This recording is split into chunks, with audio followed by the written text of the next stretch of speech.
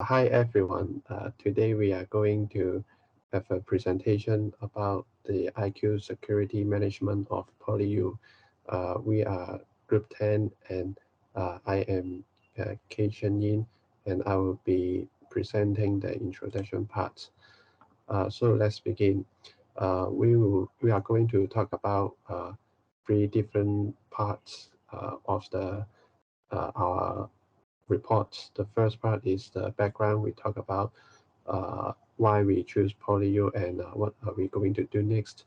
And my other groupmate will talk about risk assessment and some suggestion to the risk assessed. So let me talk about the background first. The chosen company of our report is PolyU. Right now we are creating a IT security management for PolyU. PolyU, as we all know, it is a public research university, and it is also in the education industry. It fits the requirement of the targeted company we chose. Let's talk about why we choose PolyU to be our company. And as we all know, the motto of PolyU is to learn and to apply. We would like to apply what we learn from our former course or this course, and we want to help PolyU to build a better IT security management. Another reason that we choose PolyU is that we think that as we are student in PolyU, uh, we can analyze the problems of the current PolyU IT security issue from our own perspective. We maybe the staff in PolyU may neglect some of the problem because they are not a student, but as we are student, we can provide a different perspective to PolyU. And because we are student, we can be familiar with what student may do in their daily time, so we can perform a higher level of analysis so that because we understand what student may do. Why we need to build a IT security management for PolyU is because of information security. PolyU has all sort of information from ourselves, like our name, emails, the address, and bank information. These are sensitive information, so that it must be protected. If it is leaked or attacked, and some way PolyU lost the data or it is leaked, there may be serious consequences. And also one of the reason we choose PolyU is to protect students from cyber attacks and from phishing email also. And there are a lot of phishing emails in PolyU, and uneducated students may fall for these tricks or traps, so that it could cause a loss of personal information, or some people may even lose money. So we think that by building a better IT security management, these uh, these impacts may be minimized, or even can be saved. The next part is about the risk assessment and suggestion. So we perform a risk assessment for PolyU. Risk assessment is a way to identify the IT security problems in PolyU. We have assesses some of the risks, and we will talk about it later. And finally, we provide some suggestion to the risk assessed uh, in the next part, and we provide some suggestion to minimize the risk. It is the end of my presentation, and I am going to hand it to the next group mate. Thank you. Yes, for the risk one, we discovered that there may be some unauthorized access to the building and facilities of the universities. In fact, to enter specific buildings and facilities of PolyU, students are required to present their own PolyU ID card. However, PolyU security guards does not check if the owner of the ID card matches the information written on the ID card. And in other words, if a student lends his or her ID cards to others and allows them to enter the facilities, PolyU will not discover that. More importantly, if the ID card is lost and collected by the others, anyone may be able to use the ID cards to access PolyU, leading to an unauthorized access. And other risk we discover is the unification of email account structure. In fact, since PolyU student accounts is generated by simply the ID of student and at connect.polyu.hk, which is simply formed by an 8-digit numbers. Therefore, it is easy for the attackers to generate the email and send phishing email to the account. If students doesn't realize that and click into the email link accidentally, it may cause a leakage of their personal data. The last major risk of PolyU is the usage of public equipment, and PolyU offers varieties of public equipment to students and staff which can be accessed by using their net ID only. For library, each session can be booked for 2 hours, but users often leave their seats due to various reasons such as going to the toilet or getting the printed copy. However, if person leaves the seat for a long time, then it is possible for unauthorized access to the equipment and personal data. Inside the system, people often store their data in PolyU cloud server, so therefore any information can be easily stolen. PolyU does provide solutions to a certain extent for each risk. For risk 1, to avoid unauthorized access, when users enter the facility, they need to show their student ID and staff ID, but it is hard to detect if the holder of the card is actually the owner of the card, because each facility only checks if the card owner has the right to access to the facility. To avoid potential phishing emails, such warning systems are arranged, such as spam filters or phishing mail alert from ITS. Facilities in library, they show the reminder on the PC screen and remove the personal data after the session. We then analyze how these risks are likely to happen and how they will impact the security of PolyU. Overall, risk 2 are likely to happen the most, and risk 1 has the highest impact. For risk 1, few years ago, PolyU was open campus that anyone can enter most of the places in PolyU.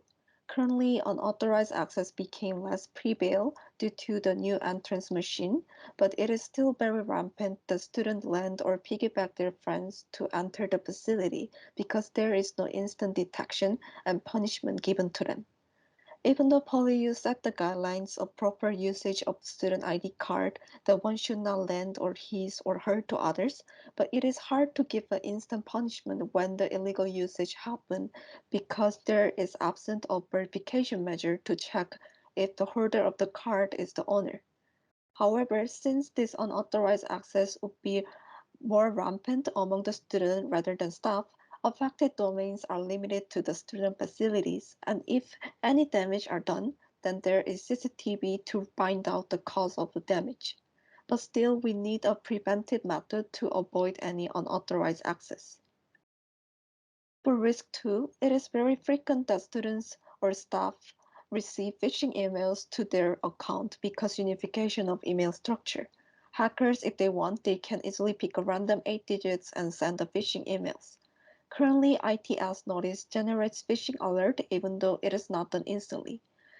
Therefore, still it is possible for people who do not aware it is a phishing mail to open the mail. However, for most of the people with the current measure, the impact would be less strong and only limited to the disruption of daily operation.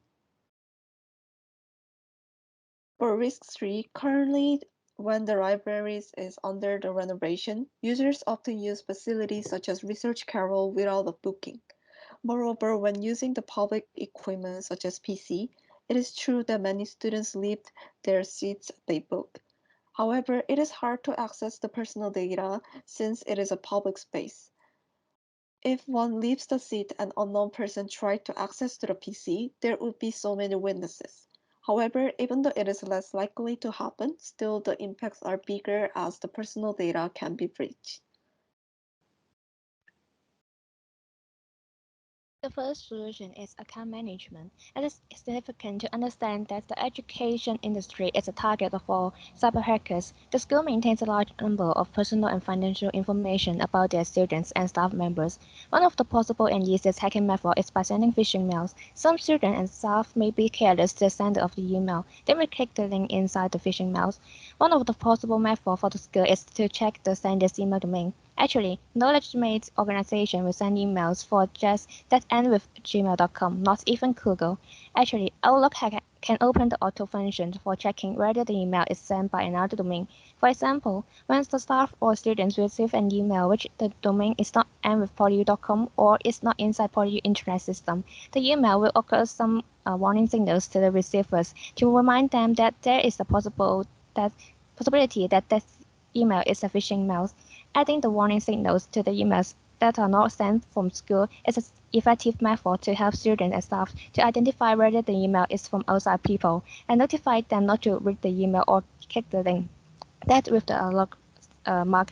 With such warning, it can prevent students from clicking the suspicious links after getting the phishing mails to prevent potential loss. Besides the awareness of phishing mails, it is important for users to change password frequently so that users can prevent constant access by using the saved passwords. When hackers receive the login information from other channels, it is easy for hackers to log in the accounts if the victims do not change their password. The hackers may log into these accounts to send the emails with wires, as it is hard for people to distinguish whether the internal email is dangerous or not. Thus, reminding the students and staff to change their password frequently can ensure the safety of their account. Actually, the university does send email to remind users to change their password if they do not change it for a long time. However, there is no punishment if the students or staff continue to use the same password. Thus, it is recommended if the student and staff do not change their password for more than a particular period. Besides receiving the warning email, they are also required to answer a questionnaire with few simple questions about cybersecurity to increase their alerts about the password protection. If they do not finish the questionnaire and change the password within a period of time, they are required to join the IT training course as punishment to help them to increase their awareness of the internet protection. Thus, the student may choose to change their password to reduce their workload. A one-time password is an automatically generated numerical or of a numerical string of characters that verifies the user for a single transaction or login. An OTP is a more secure than a static password, especially a user-created password, which can be weak and reused across multiple accounts. The OTP can be used as a double confirmation for the identity of the user. When the students or staff log into their account, besides using the traditional password, an OTP can also be used. For online transactions, before any online payment such as paying tuition fee, the school can send an OTP to students' registered phone numbers. Students are required to fill in the correct code to continue the online payment process.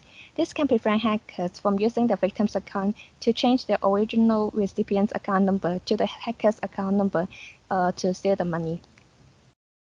For the risk of unauthorized access to the building or facility, we think the main problem is using the physical ID card. So we think campus can use Face ID to verify the identify of each guest instead of using the physical ID card.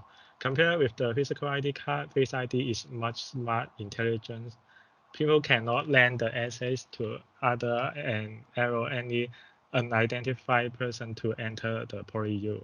Moreover, Face ID is much cost effective, which can check much more quicker than the human. And also, Face ID is touchless sign-in system, which only need to show the face and do not need to touch anything. This can minimizing the physical contact in the public area. So we think the Face ID is much better than using the physical ID card. We also think that the training course is one of the best solutions for those risks. A training course can be enhance people's awareness of cybersecurity. In the course, can let the student and staff know about the reason why they need to change the password and need to log out after using the public computer. Moreover, can let them know about the how the hackers can use their information to hack others or school internet. Also, in this course, we will include case study and quiz to let students and staff have a better understanding of the information security. Although there we will case, it will just be a pass or fail in this course, so there will not be many workload for students or staff. Currently, we have the IT security online training, but it is not a must for everyone to join. However, we think the newcomers such freshmen or new staff should join the training so that they can have a basic understanding on information security. In conclusion,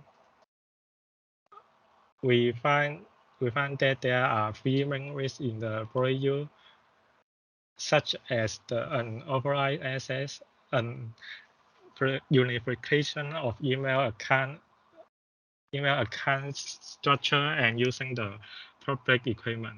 And the solution for those problems are using Face ID, account management, and training course. With the implementation of the above recommendation, we believe that the outstanding weakness of PolyU's information security management can be solved. And this is the end of our presentation. Thank you.